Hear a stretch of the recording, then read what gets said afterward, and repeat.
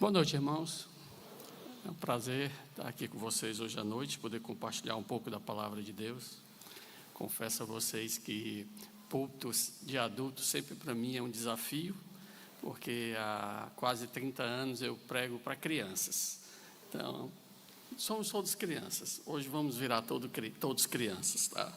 Então, é sempre um desafio muito grande falar para pais e poder compartilhar um pouco da palavra de Deus. Então, eu queria que nós abríssemos as nossas Bíblias no livro de 1 Samuel, capítulo 30. 1 Samuel, capítulo 30.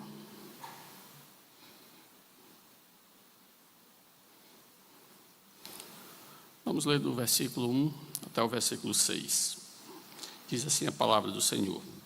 Sucedeu, pois, que, chegando Davi e seus homens ao terceiro dia, a Ziclag, já os amalequitas tinham dado com ímpeto contra o sul e Ziclag, e a esta ferido e queimado.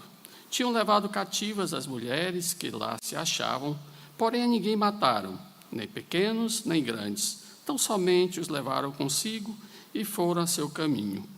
Davi e os seus homens vieram à cidade, e ei-la queimada, e suas mulheres, seus filhos, suas filhas, eram levados cativos.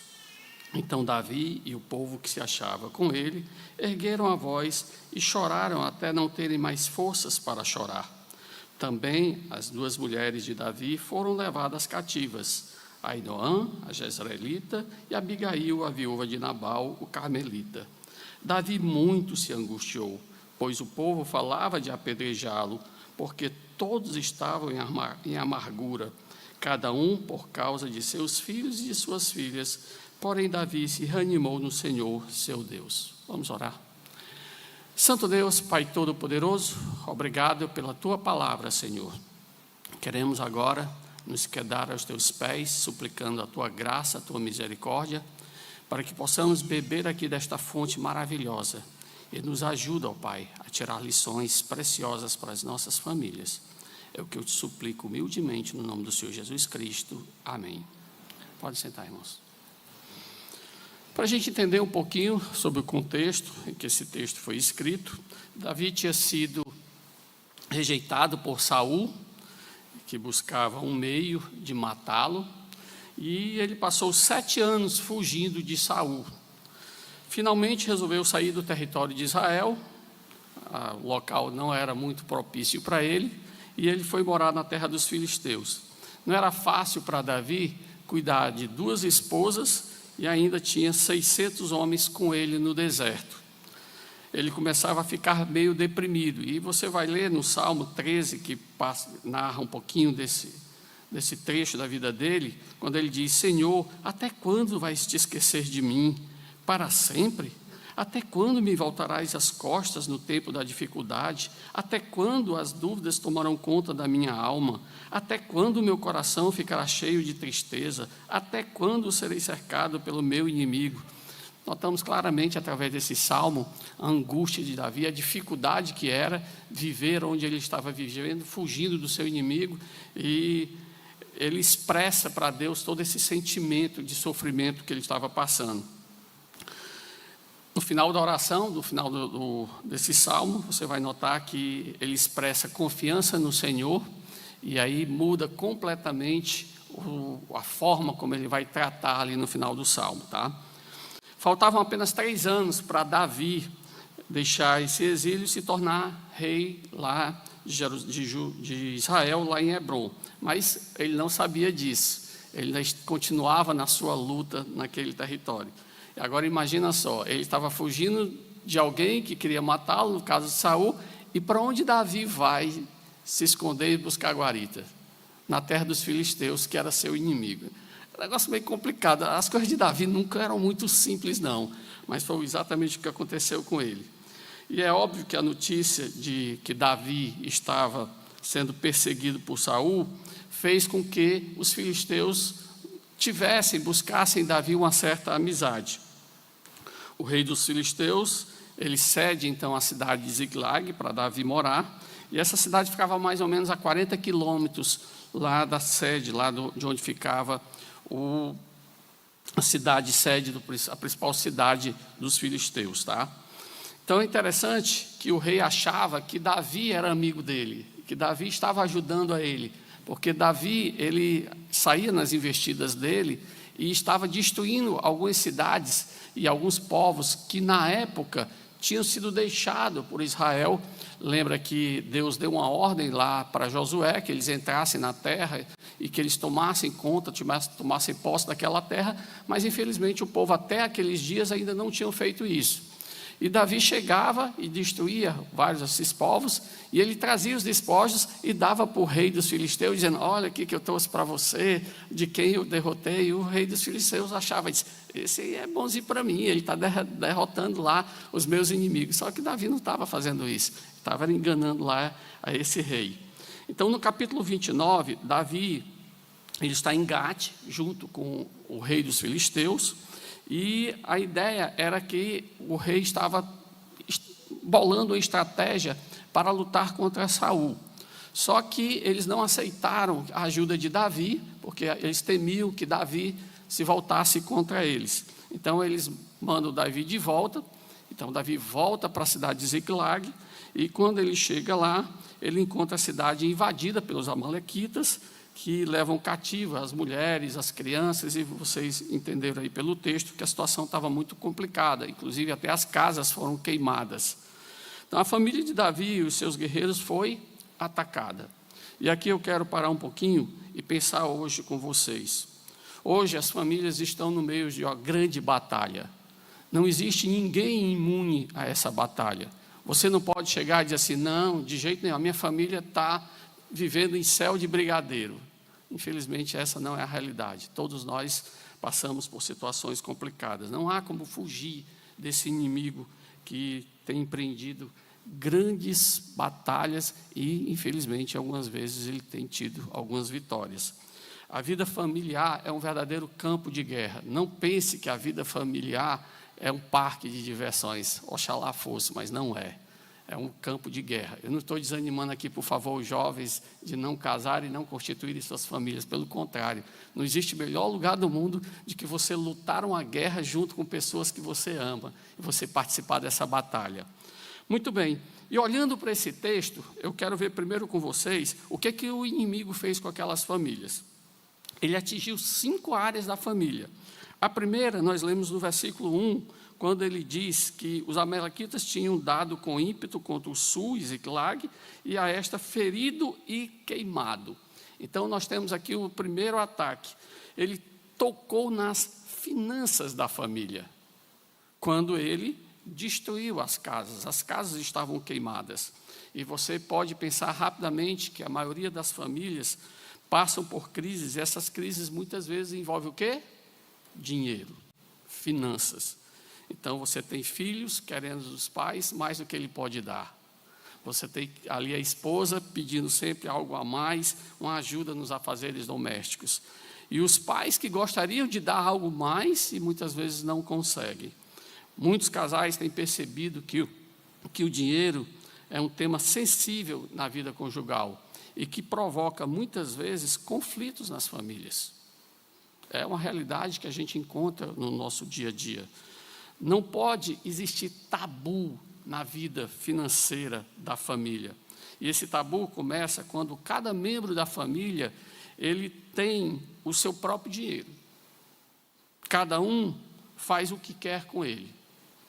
Eu sei, eu não sou contra, por favor, a mulher trabalhar e ter a renda dela, não sou contra. Eu acho que deve, se pode, se tem uma família bem ajustada, bem equilibrada, onde os filhos estão sendo bem cuidados, eu não vejo problema da mulher ter sua renda. Mas quando você vê em algumas famílias onde a renda é totalmente algo ali que causa uma certa dificuldade, porque o homem tem o dinheiro dele, a mulher tem o dinheiro dela, e cada qual por si, e o resto que a Deus dará. Então, isso às vezes causa muitos problemas. O marido tem o dinheiro dele e a mulher não sabe nem quanto é o salário do marido, em alguns casos. Se tu está ganhando quanto, eu soube que tu foi. Não se meta no meu dinheiro, o dinheiro é meu. Ah, tá. A mulher ganha o dinheirinho dela ali e não compartilha nada com o marido. Ela tem a conta dela e tem os gastos dela e o marido não vê a cor desse dinheiro. E o filhozinho, quando cresce, ele cresce dentro desse ambiente, e às vezes, infelizmente, os filhos passam mais tempo com os pais do que o que deveriam passar, e lá está ele crescidinho, já tendo a rendinha dele, o trabalhozinho dele, e papai, o problema é seu, não tem nada a ver com isso. A família é sua, não é minha. Irmãos, esse é o cenário ideal para o inimigo plantar. Discórdia, cada um faz o que quer com o seu dinheiro. Plantar conflito, ninguém quer bancar a despesa. Desunião, intriga. Eu posso dar aqui uma relação de coisas que são causadas exatamente por esse tipo de comportamento. A relação de mazelas que o dinheiro pode causar é enorme, é muito grande. O Dr. Russell Champlin, acho que a maioria de vocês já devem ter visto aqueles comentários do Champlin, né? Então, ele tem uma definição de família que eu acho interessantíssima, e eu acho que é uma das melhores definições sobre família que eu procuro adaptar para mim. Ele diz assim: família é um grupo de pessoas relacionadas entre si por laços de parentesco ou matrimônio, como pais e filhos, que vivem juntos em uma mesma residência, agora eu gosto dessa parte, que praticam uma economia em comum, havendo um ou mais membros que contribuem para o sustento de todos. Somos família, mas quando chega na hora de pagar a conta, papai, o problema é seu. Ué, não somos família? Eu acho que falta um entendimento correto do que é família. Mas não para aqui o ataque, não. O inimigo também atacou outra área muito sensível. Ele separou os cônjuges. No versículo 2 diz que eles tinham levado cativo as mulheres. As mulheres estavam cativas. Isso significa que elas tinham sido presas. Elas estavam aprisionadas. Hoje nós temos famílias cativas, famílias que estão prisioneiras nos seus próprios lares. E quando eu falo de prisioneiro, eu falo prisioneiro do pecado. Por quê? Porque somos prisioneiros do pecado quando nós não conseguimos abandonar os nossos pecados. Nós chegamos, aceitamos a Cristo como nosso Salvador, pedimos perdão pelos nossos pecados, mas infelizmente ainda guardamos alguns pecados, os chamados pecados de estimação. Vocês já ouviram falar nisso? Infelizmente é muito comum. É aquele pecado que ninguém toca. É porque você sabe, todo mundo tem suas falhas, né? Oxi. E como é que fica? O sangue de Cristo nos purifica de todos os pecados? Todos significa o quê? Todos. Mas nós fazemos questão de guardar aqueles pecadinhos de estimação que esse ninguém toca. E cada um de vocês sabe de que eu estou falando. Somos prisioneiros do pecado quando nós não conseguimos pedir perdão, quando magoamos. Quando foi a última vez que você chegou para sua esposa e disse para ela: meu amor, me perdoe, eu não devia ter te tratado assim, eu fiz uma besteira. Marido, me perdoe, eu fiz algo que eu sei que você não gostou. Estamos prisioneiros quando nós não conseguimos perdoar. Mas também somos prisioneiros quando não conseguimos praticar o perdão quando as pessoas vêm pedir perdão para a gente. E quando é que você administra o perdão e diz: sim, você está perdoado, meu irmão. Sim, meu amor, você está perdoado. Tudo bem, deixa para lá. Deixa para lá? Como assim? Eu te magoei, eu estou te pedindo perdão. Esquece. Irmãos, a nossa família deve refletir as nossas igrejas. Sabe o que é uma das coisas que eu mais me entristeço? É quando eu vejo famílias que na igreja é a fina flor da adolescência feliz, aquele negócio, todo mundo juntinho, abraçadinho, um cheirinho, um beijinho, papapá. Entrou dentro do carro, pau toa. Quando chega em casa, o negócio está complicado. Voltou tudo ao normal. Como assim? A minha família, o meu lar, deve ser um pedacinho do céu, não do inferno. Mas, infelizmente, muitas famílias vivem no inferno. Prisioneiros dos vícios. E aí nós poderíamos alistar: ah, pastor, o senhor está falando que a gente usa droga? Eu estou falando droga, não. É porque a gente, quando pensa em vício, só pensa em droga, pensa em bebida. Não, pastor, lá em casa não entra nem bebida. Não estou falando disso, não. Tem outros vícios piores. Recentemente, eu tive conversando com um casal de crentes, já casados há muito tempo, se separaram. Por quê? Por causa do joguinho de celular.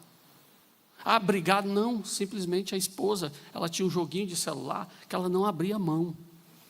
E ela ficava até 2 horas da manhã nesse joguinho. E o marido queria dormir e a mulher estava lá no celular. E eles conseguiram voltar. Que maravilha! Sabe como?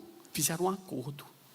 Você joga até 10 horas da noite. 10 horas da noite, você tem que dormir. Irmãos, a que ponto nós chegamos? Isso é tragicômico.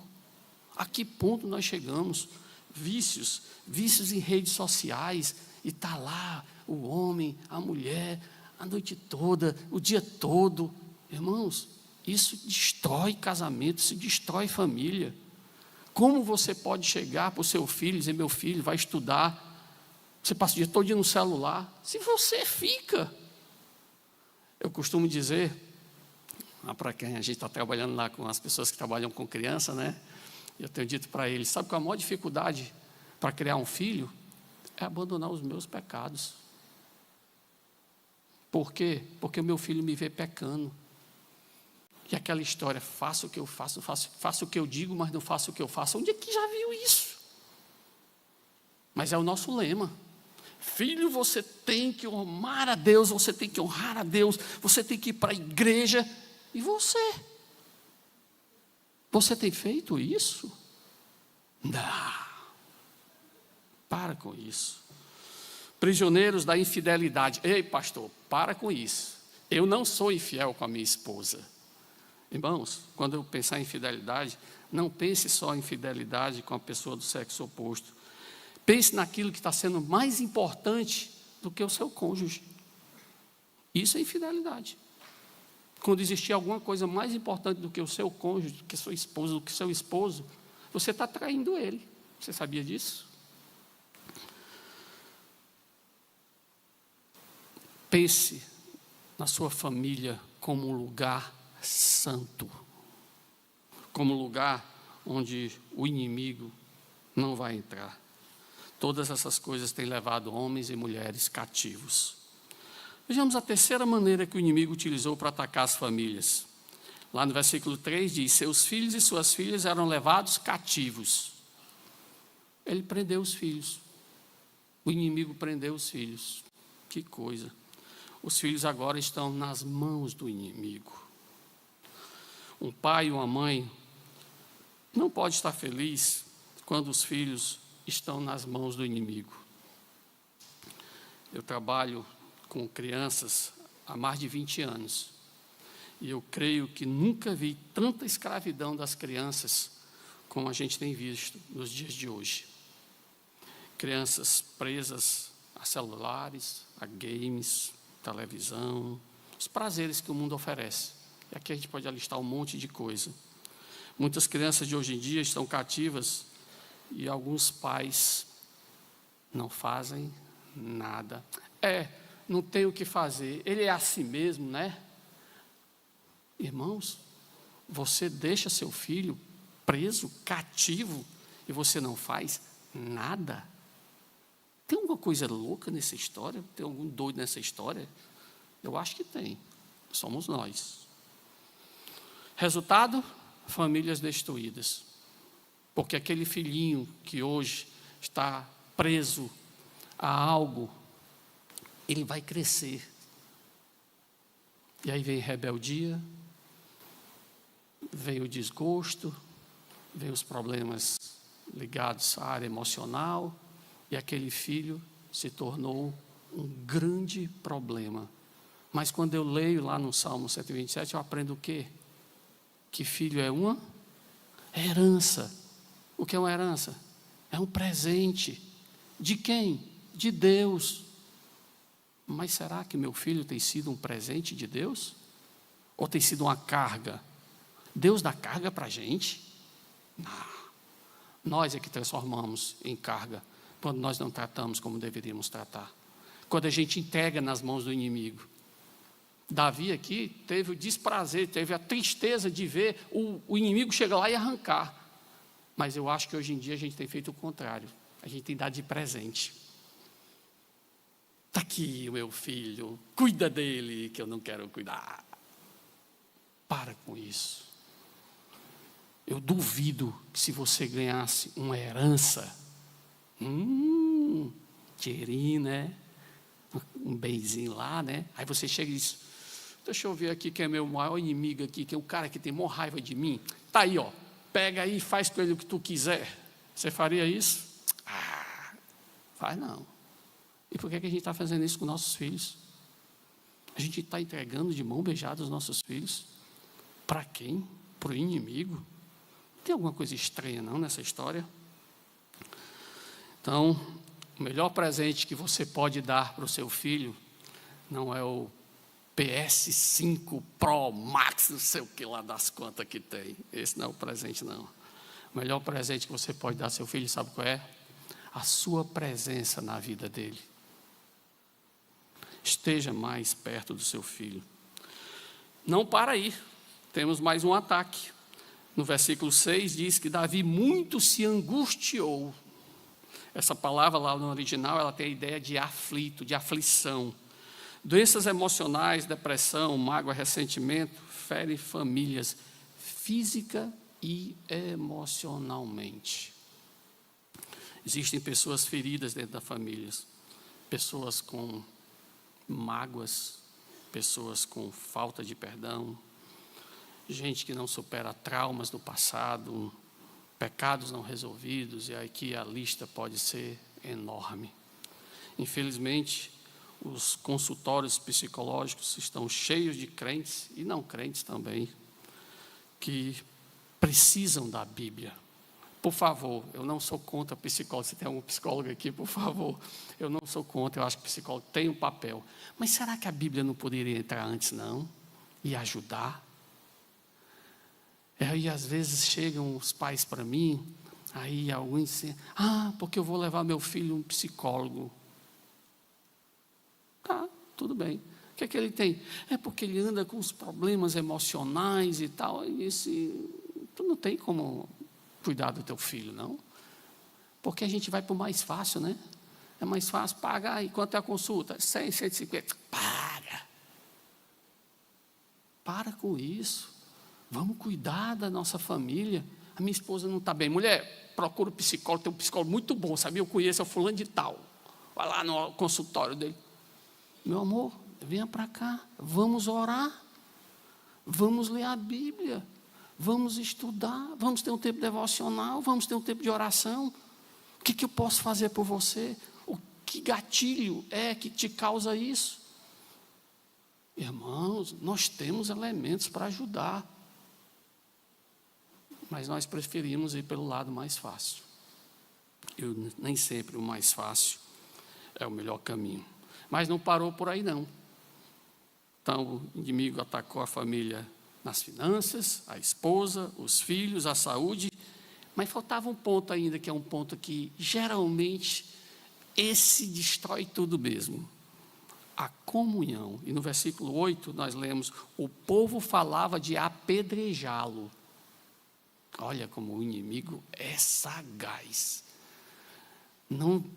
Já tinha atacado tanta coisa, mas aí agora ataca a comunhão. Os homens de Davi se voltaram contra ele, queriam apedrejar Davi. Que Davi tinha culpa disso?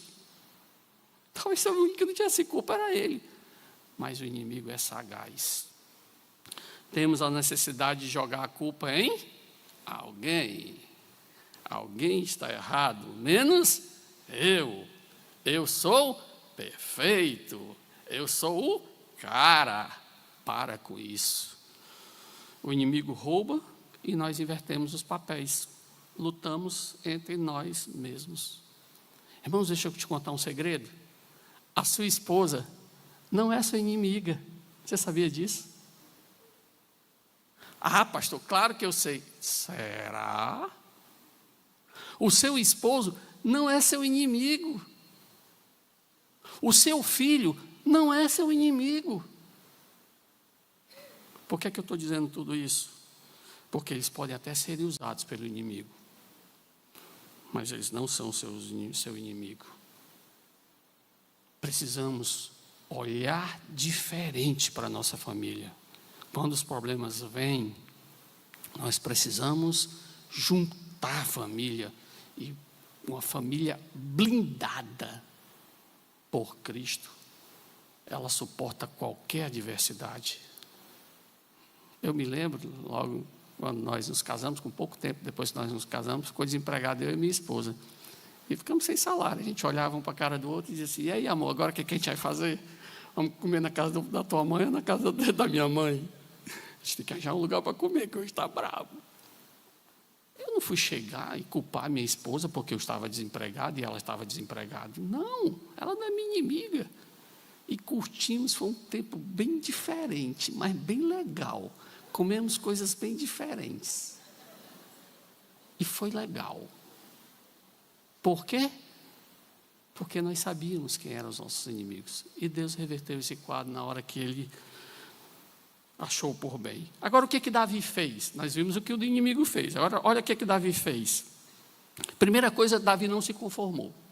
No versículo 4, Davi e o povo que se achava com ele ergueram a voz.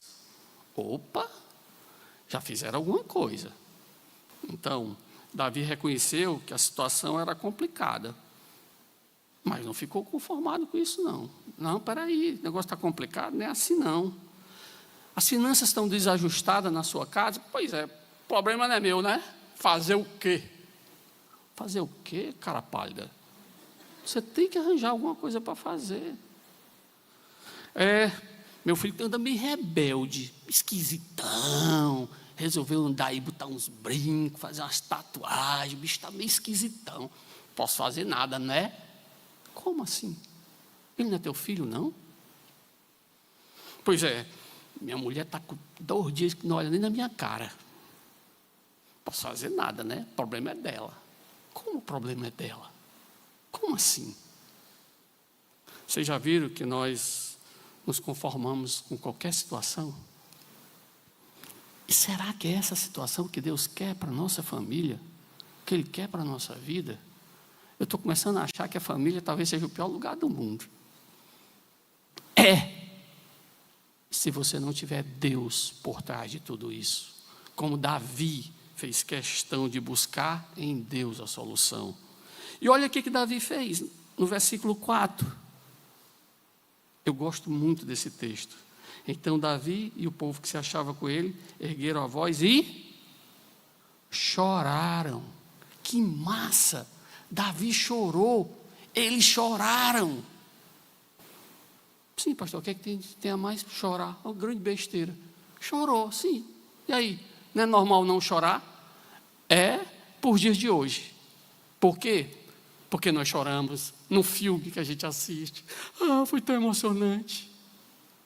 Davi não assistiu nenhum filme para chorar. Nós choramos quando nós vemos qualquer bobagem por aí. Então, eu podia listar algumas coisas, não vou citar algumas, porque eu sei que alguns vão ficar com raiva de mim. Mas tem cada bobagem que a gente chora hoje em dia. Precisamos aprender a chorar diante de Deus. Precisamos chorar pelas nossas famílias. Davi chorou em público. Quem chora está dizendo: algo está errado. Quando foi a última vez que você chorou pela sua família? Interessante que tem um personagem bíblico que chorou sem precisar. Quem foi? Jesus. Foi não? Jesus não chorou? Ele precisava? Vocês lembram da história, né? Ele chorou um pouquinho antes de fazer o quê? Ressuscitar Lázaro. Ele precisava chorar? Não. Mas por que ele chorou? Eu acho fantástico. Eu acredito que um dos motivos que Jesus chorou, sabe para quê? Para mostrar que aquilo ali era importante para ele. Daqui a pouco eu vou ressuscitar Lázaro, mas eu quero que vocês entendam o quanto isso é importante para mim. Irmãos, nós precisamos chorar pelas nossas famílias. Davi se reanimou em Deus, no versículo 6 diz, porém Davi se reanimou no Senhor seu Deus. Olha que coisa interessante. Davi não ficou magoado com Deus, tanto magoadinho, né? Senhor, como é que tu faz isso comigo? Eu luto, e tu faz isso comigo, é? Não. Davi, de jeito nenhum. Ele não fugiu de Deus. Não fugiu não. Tudo me querendo matar, ó. Olha, capar o gato, fico nada. Para quê? Para me matar? Não, de jeito nenhum. Ele fez o contrário. Ele correu para Deus. Olha que coisa interessante. Não porque a situação era fácil, mas porque ele confiava no Senhor. O inimigo não era fraco, não, mas ele confiava no Senhor. Nós costumamos dizer que Deus é o Deus dos impossíveis, né? Precisa a coisa se tornar impossível para a gente ir para Deus? Por que a gente não vai para as coisas possíveis? Deus é o Deus dos possíveis também. Olha que coisa maravilhosa. Coisas simples. Eu posso chegar e colocar diante de Deus. Eu não preciso esperar que a coisa ficou insustentável. Aí agora eu tenho que ir para Deus. Porque a coisa agora, o bicho agora pegou. Precisa chegar a esse nível. Eu preciso esperar que o meu filho vá para a bandidagem, vá sei lá para onde, para me pegar e chegar, me ajoelhar diante de Deus e pedir? Por que na primeira vez que meu filho fez alguma coisa estranha, eu não me ajoelhei diante do Senhor e pedi ajuda? Nós precisamos mais do Senhor do que nós imaginamos.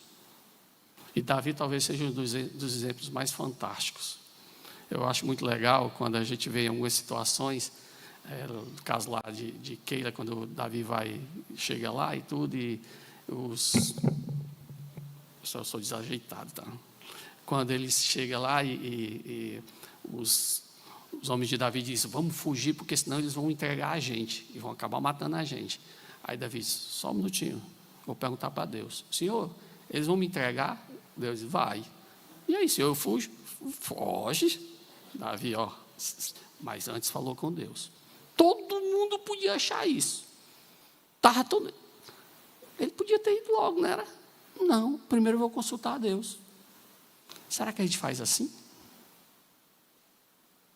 Ou a gente faz, a gente quer primeiro sou eu, né, Senhor? Se não der certo, eu peço a tua ajuda, tá? Eu sei que tu é bom, tu é forte, tu é poderoso, mas deixa eu ver o que eu faço aqui primeiro.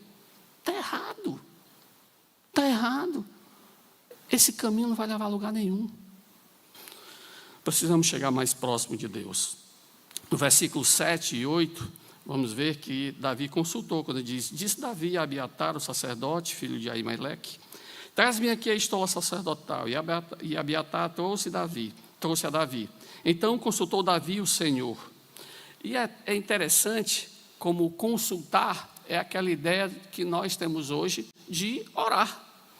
A vontade de Deus precisa ser consultada. Eu preciso saber qual é a vontade de Deus. Eu não posso deixar Deus alheio à minha família, ao que está passando na minha família. Eu preciso envolver Deus na minha família. E a pergunta é, quanto tempo você tem dedicado à oração em família? Sim. Quanto tempo vocês têm dedicado a um culto doméstico? Quanto tempo você tem dedicado a um devocional? A discipular seus filhos? Não, peraí, pastor, esse negócio de discipular é da igreja que faz, né? Não, é você. A responsabilidade é sua. De quem é o filho? É meu? Não, é seu, então cuida dele.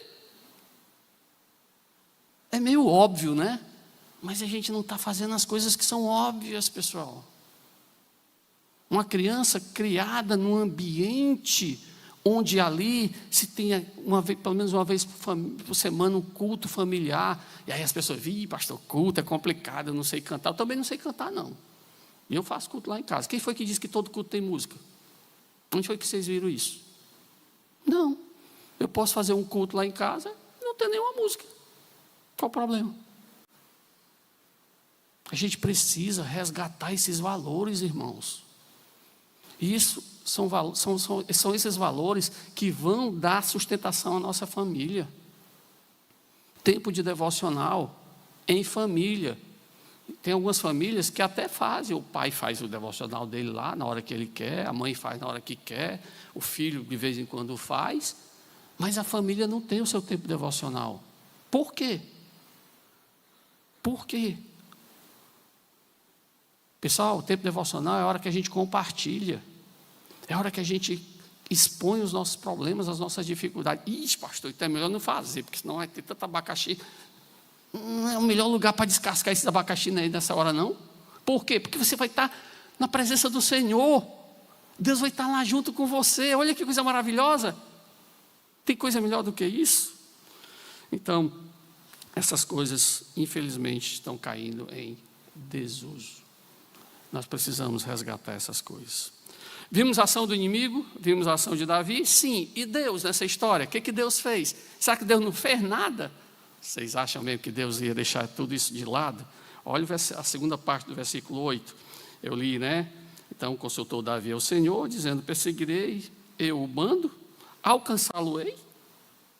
Respondeu-lhe o Senhor: Deus está atento às nossas dificuldades. Lembre-se que a família é um projeto de Deus.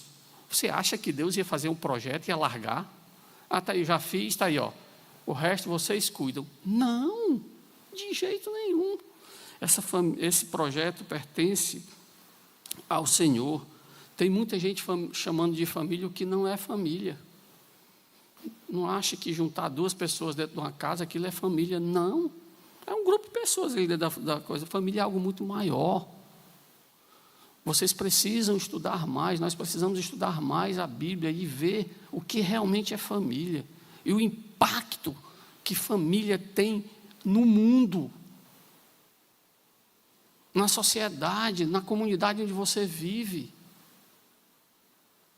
Nós temos que transformar as nossas famílias no cantinho ali, onde Deus vai ser honrado e glorificado. O que Deus fez mais?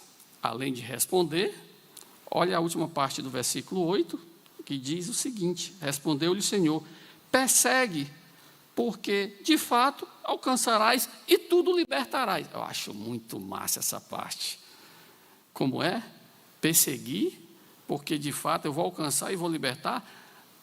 Davi chegou e disse: Senhor, vou não. Não sei nem para onde eles foram. Como é que eu vou perseguir? Foi para lá, foi para cá? Não sei, Senhor, como é que eu vou saber? Vou não. Deixa lá, Senhor, já levou mesmo. Não, de jeito nenhum. Davi não duvidou da promessa do Senhor. E aqui é uma lição preciosa para nós. Nunca duvide das promessas do Senhor. Que promessas Deus tem para a sua vida, para a vida da sua família? Irmãos, se começássemos hoje a marcar cada promessa que tem na Bíblia para a sua família, talvez passaremos aí algumas semanas só marcando promessas. Deus tem muitas promessas. O problema é que talvez nós sejamos como o crente Jó. Sabe o que é o crente Jó, né? Pois é, Senhor, eu te conhecia só de ouvir, mas agora os meus olhos te veem. O crente Jó. Ele era crente, Jó era crente, mas não conhecia a Deus. E é uma realidade, infelizmente, nas nossas igrejas. Quantos crentes existem hoje que não conhecem a Deus? Não, pastor, que é esse? Eu conheço a Deus. Ele criou o universo, ele fez a palavra dele. Só isso, irmão, tu sabe de Deus? Tá brabo, hein? Irmãos, os crentes de hoje em dia não falam mais com intimidade sobre Deus. Nós gostamos da linguagem crentez. Pergunta aí, quem é Deus? Ah, Deus é o Salvador. Amém. O que mais? Pois é, Deus é o Criador. Tá. O que mais? E a gente fica na linguagem crentez. O que significa dizer que Deus é Salvador? Será que a gente trata isso com intimidade? Será que quando eu falo de Deus, quando eu falo de Cristo, eu falo com a intimidade de alguém que conhece intimamente o Senhor Jesus Cristo? Se eu pedisse para você falar da sua esposa, Espero que você não tenha brigado com ela. Eu acho que você teria coisas gostosas para falar com minha esposa. É linda, é uma gata, maravilhosa. Pessoa assim, cara, não tem igual. Eu não sei o que seria a minha vida sem minha esposa. Eu digo isso para mim, que é a minha que está aqui na minha frente. Por que eu falo isso? Intimidade que eu tenho com ela. Você falaria assim com Cristo? Cristo, meu Salvador amado, Ele me tirou de uma lamaçal. Ele tem cuidado de mim que você não tem noção. O que Ele tem feito por mim, o que Ele tem cuidado de mim. Irmãos, isso é testemunho. Por que a gente não tem impactado o mundo? Porque falta testemunho. Nós não conseguimos falar de intimidade com o Senhor. E o mundo vê uma linguagem cretez. Uma linguagem produzida de uma forma muito mecânica. Você acha que isso impacta o mundo? Você acha que foi assim que os missionários antigos impactaram as primeiras gerações, lá de alguns anos atrás, quando chegaram aqui no Brasil e tudo? Não, foi uma linguagem apaixonada. Nós precisamos nos apaixonar de novo por Cristo, para que a gente possa falar de uma maneira mais ousada desse Deus a quem nós dissemos que nós conhecemos. Não espere chegar a tribulação de Jó para você dizer como Jó: agora eu te conheço. Você precisa dessa tribulação? Peça não, Deus manda. O melhor é intimidade antes da tribulação. Mas se você quiser, pede que Deus te dá. Está na hora de a gente se ajoelhar na presença do Senhor. Está na hora de a gente conhecer a soberania de Deus na nossa vida. Está na hora de nós servirmos a esse Senhor através da sua igreja, saborear das delícias da obra do Senhor. Quando foi a última vez que você veio aqui na igreja para se deliciar no serviço do Senhor? Isso é intimidade, irmãos. Se você vem para a igreja, mas o culto, tomara que o pastor seja... E aliás, esse aí é novinho, está demorando. Estou terminando, tá? Está na hora, irmãos, de a gente curtir. As pregações antigamente, sabe quanto tempo era? 4 horas. Pastor Rodolfo, 4 horas. Não, brincadeirinha. Então, não para aí. Deus restaurou a família de Davi. Do versículo 9 até o versículo 18, você pode ler lá, e é uma leitura muito gostosa. Diz: partiu, pois, Davi, ele e os 600 homens com ele se achavam, e chegaram ao ribeiro de Besor, onde os retardatários ficaram. Davi, porém, e 400 homens continuaram e perseguiram, pois que 200 ficaram atrás, porque não puderam, estavam meio cansados, e passaram esse ribeiro. Acharam no campo um homem egípcio, trouxeram a Davi, deram-lhe pão e comeu, e deram-lhe de beber água, deram também um pedaço de pastas de figos secos, e depois cachos de passas e comeu, que cobrou então o alento, pois havia 3 dias e 3 noites que não comia pão, nem bebia água. Então lhe perguntou Davi: de quem és tu, de onde vem? Respondeu o moço egípcio: sou servo de uma amalequita, e meu senhor me deixou aqui, porque adoeci há 3 dias. Nós demos com ímpeto contra o lado sul dos Queretitas, contra os territórios de Judá, e contra o lado sul de Calebe, e pusemos fogo a Ziglag. Disse-lhe Davi: poderias, descendo, guiar-me a esse bando? Respondeu: jura-me por Deus que não me matarás, nem me entregarás nas mãos de meu senhor, e descerei e te guiarei a esse bando. Cabe era corajoso. E descendo guiou, eis que estavam espalhados sobre toda a região, comendo, bebendo, fazendo festa por todo aquele grande despojo que tomaram da terra dos filisteus e da terra de Judá. Feriu-os Davi desde o crepúsculo vespertino até a tarde do dia seguinte, e nenhum deles escapou, senão só 400 moços que, montados em camelos, fugiram. Assim Davi salvou tudo quanto haviam tomado os amalequitas, também salvou as suas 2 mulheres. Que maravilha. Eu não sei, eu gosto de ler esse texto. Eu confesso que eu fico assim meio... Eu curto, tá? Eu gosto de curtir esses textos da Bíblia assim, e tem alguns aqui que dá vontade de trazer para a gente a forma como Deus tratou isso, cara. A promessa de Deus cumprida. Davi salvou tudo que haviam tomado os amalequitas. O que é tudo? Tudo. Tudo, simplesmente. Não existe impossíveis ao Senhor. Falta para a gente tomar uma decisão e deixar que Deus atue nas nossas vidas, na vida das nossas famílias. Falta uma decisão de contar com Deus. Senhor, vem aqui conosco, precisamos de Ti, Senhor. Hoje temos um filho com problema, não podemos deixar Deus de lado. Senhor, vem aqui, ajuda aqui, Senhor. A gente tem uma luta aqui, não é a Malequita, não, é pior do que a Malequita. É um meninozinho aqui, é o Juninho. O Juninho tem dado trabalho, Senhor. Se tu destruir os amalequitas todinho, o Juninho é pinto para ti, Senhor.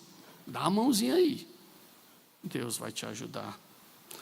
Não sou contra, muitas vezes, a gente buscar alguns meios, conselheiros, pessoas que podem nos ajudar. Pelo contrário, a gente tem irmãos que podem nos ajudar nesses momentos difíceis, quando falamos de filhos, buscar pessoas mais experientes, pastores, graças a Deus pelos pastores que vocês têm aqui, lancem. Mas não esqueçam, eles não podem fazer tudo. Você tem um papel fundamental nesse processo. Eles podem te encaminhar, podem te orientar, mas o trabalho é seu. E, pessoal, esse trabalho envolve tempo. Tempo de oração, tempo de lazer e família, tempo de atenção aos filhos, tempo é tudo hoje em dia nesse processo. Homens, tempo com as suas esposas. Esposas, tempo com seus maridos. Pais, tempo com seus filhos. Desculpe ser repetitivo, irmãos, mas não tem outra saída. E, por favor, tempo não significa, pastor, eu trabalho home office, eu passo o dia todo em casa. Isso não é tempo. Presença não é tempo. Não venha com essa desculpa, não. Porque você pode, sim, estar ali do lado do seu filho. E para ele, parece que você está do outro lado do planeta. Por quê? Porque sua presença não funciona. Existem muitas famílias solitárias, com vários filhos e os pais presentes dentro de casa. Falta de dedicação. Meu filho, como foi sua aula hoje? Eu fazia uma coisa, quando as meninas estudavam, elas estão rindo ali, mas a gente sempre fez isso. Quando elas entravam dentro do carro, a gente mora distante do colégio, levava mais ou menos 1 hora de casa para o colégio, aí na hora que elas entravam, eu disse, diário de bordo. Pai, de novo, não, pai. Pai, é igual o de ontem, eu tenho nada não, eu escuto. E elas tinham que fazer um diário de tudo que tinha acontecido naquele dia no colégio. E era fantástico. Toda a vida tinha coisa nova, toda a vida. Aí tinha uma delas que dizia assim, pai, idem. Tá, então repete tudo que tu disse ontem, que eu fico satisfeito. Ela pensava que ia me enrolar, ó. Tu acha? Idem. Não, então tá bom, repete tudo que tu disse ontem, eu estou totalmente satisfeito.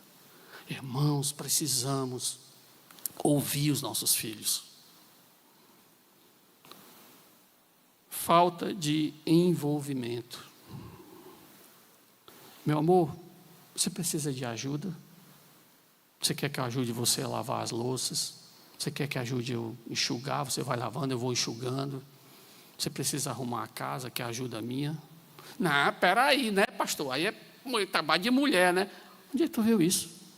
E se tu morasse sozinho, tu ia botar o quê? Uma saia na hora que tu fosse arrumar a casa? Não faz o menor sentido. Não existe trabalho de homem e trabalho de mulher. Existe envolvimento.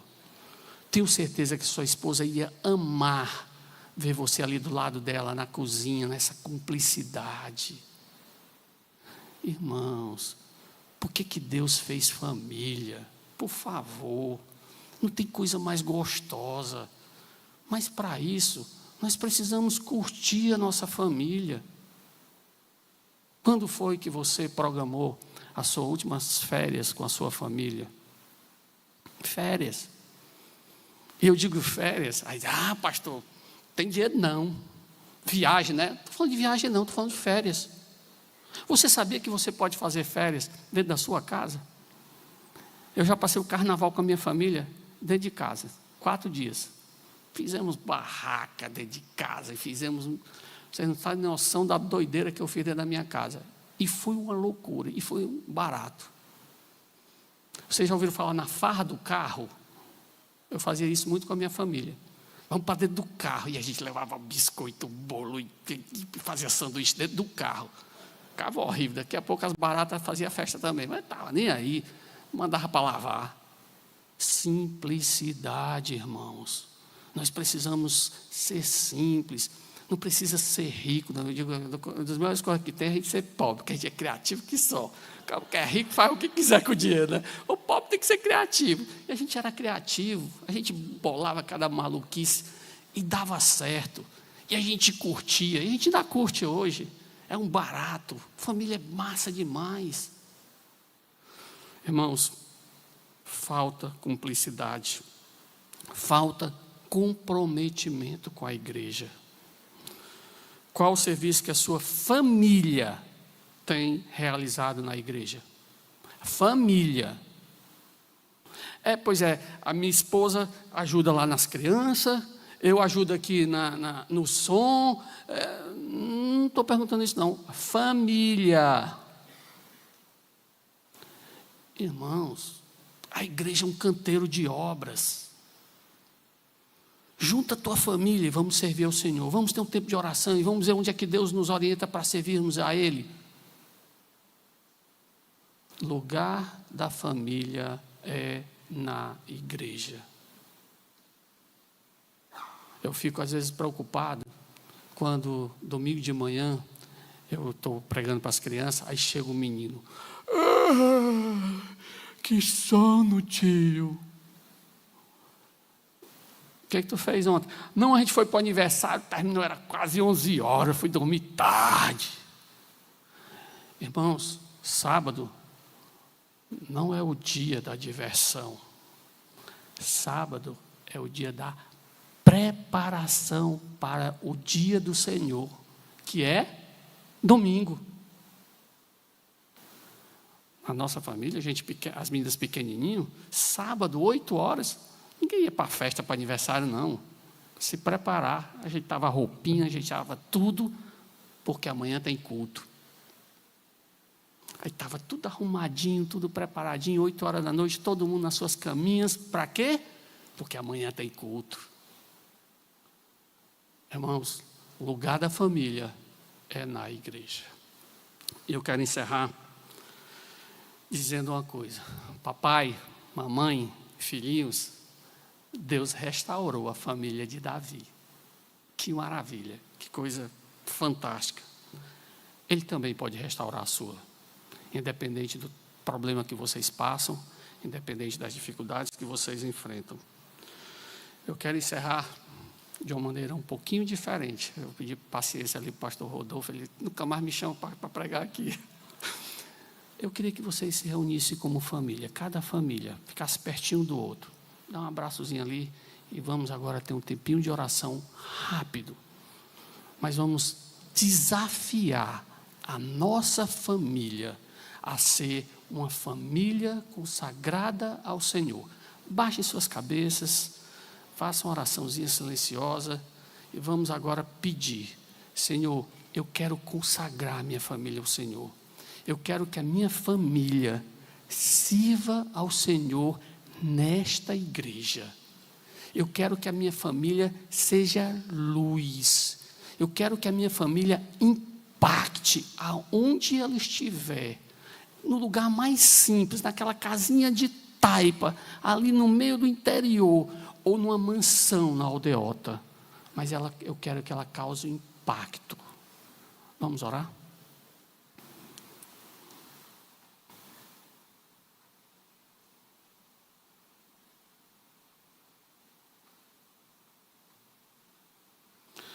Santo Deus, Pai Todo-Poderoso, obrigado, ó Pai, porque Tu nos deste a família. Como é gostoso podermos fazer parte de uma família, podermos, ó Pai, Te agradecer pelo papai, pela mamãe, pelos filhinhos, por cada um que faz parte da nossa família.